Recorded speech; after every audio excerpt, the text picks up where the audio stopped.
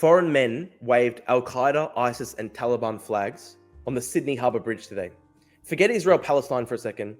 I don't care about that. Fuck Netanyahu. I don't care. Let's talk about Australia, okay? Why are there Islamic extremists waving the Al-Qaeda flag on the Sydney Harbour Bridge? Think about the Australian men who built the Sydney Harbour Bridge, the people who built this country. Did they build the Sydney Harbour Bridge thinking, I hope that someday foreigners will come to the country and wave Al-Qaeda flags and terrorist flags on the bridge? Did they do that? Nobody did that.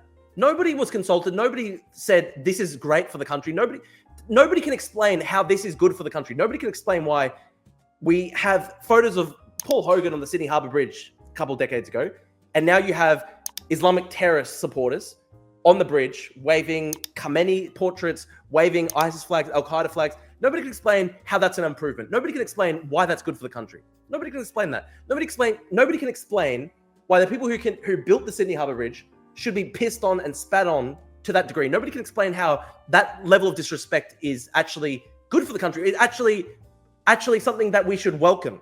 This isn't diversity. This is sectarian conflict, okay? I like diversity. My family migrated to the country decades ago. We assimilated. I like diversity. I don't like people who come to the country and then wave Al-Qaeda flags and then piss on us and then piss on the country and actually mock us. Okay? That's what I don't like. I don't like people who support terrorism. I don't like people who wave flags for terrorist groups that slaughtered countless Australians. The Bali bombings, Al-Qaeda slaughtered, massacred countless, hundreds of Australians. And now they wave that flag. They had the temerity, the gall to wave that flag on the Sydney Harbour Bridge. That's disgusting. That's not acceptable in this country. If you're a migrant and you come to this country and you think that it's acceptable to wave an Al-Qaeda flag on the Sydney Harbour Bridge, get out. You're not part of the country, okay? I'm happy to have migrants who come to the country, Muslim migrants too, who come to this country and assimilate and work hard and want to become part of the nation. I don't want extremists who wave Al-Qaeda flags in my country, okay? The extremists hate us. They hate the country. They look at Australia and they spit on it. They hate us. They look at us as disgusting people. They wish we were dead.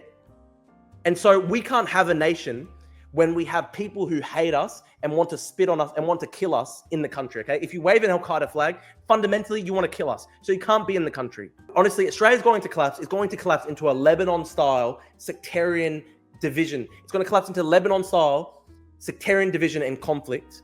When you have people here who hate the country, when you invite people in who hate the country, piss on us, spit on us, who look down on non-Muslims as terrible people, those people are actually the real fascists, the chauvinists. They hate us. And if they are allowed into the country and they're allowed free reign, they will destroy the country.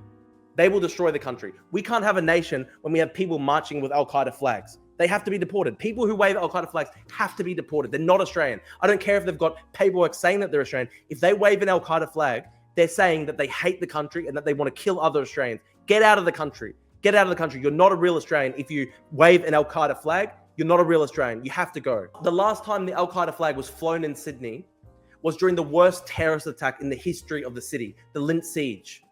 The terrorist forced the hostages to wave the Al-Qaeda flag in the window at gunpoint. And now it's being flown on the streets of the Sydney Harbour Bridge. What has happened to this country? Who wanted this? Who can say that that's an improvement for the country? Who can say that Australia has progressed because now there are Al-Qaeda flags on the Sydney Harbour Bridge? How has he benefited this country? How do we benefit from having somebody who supports Islamic terrorism migrate to the country and then advocate Islamic terrorism? But this is the problem. The left doesn't even comprehend that question. They don't even comprehend, because their idea is not even about making migration benefit the host population.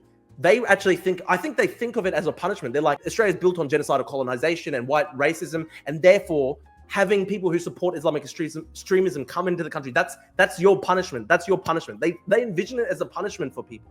Imagine the hatred you have to have for your fellow countrymen to say, we're going to bring in people who wave Khamenei portraits as punishment for you being white, as punishment for you being a colonizer. That's a disgusting mindset. That is something mentally ill. It's not normal. It's not normal to think like that.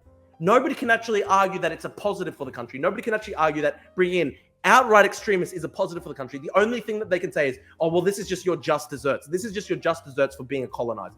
Well, okay, I don't want that in my country.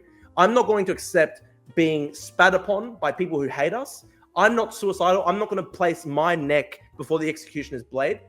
I'm not suicidal. So I believe in a politics that's not suicidal. I believe in a politics that actually says, yeah, Australia is a nation.